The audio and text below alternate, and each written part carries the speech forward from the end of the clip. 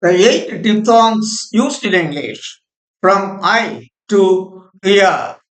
Here we have to learn the name of the phoneme Y and the symbol used to represent it. This symbol represents the phoneme Y. The name of this phoneme is Y.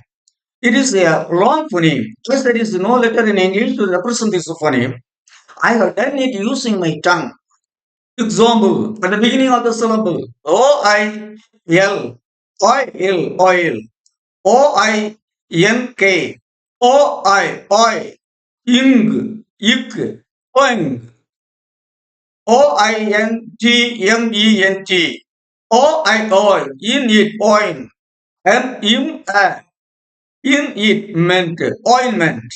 At the middle of the syllable, B-O-I-L, if oil, boy, ill, boil, C-O-I-L, if, O, if, oil, coil, ill, coil, F-O-I-L, if, oil, foil, ill, foil, H-O-I-S-T, if, oil, coil, it's it, hoist, L-O-I-N, ill, oil, loy, ill, loy, M-O-I-S-T-U-R-E, im, oil, moi is moist, ich, a chair, moisture, N-O-I-S-E, in, oil, noise, is noise, if, P-O-I-N-T, if, oil, point, in it, point, S-O-I-L, is, oil,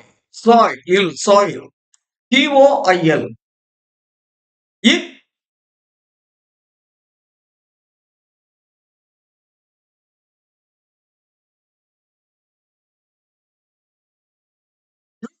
oil, toil, toil.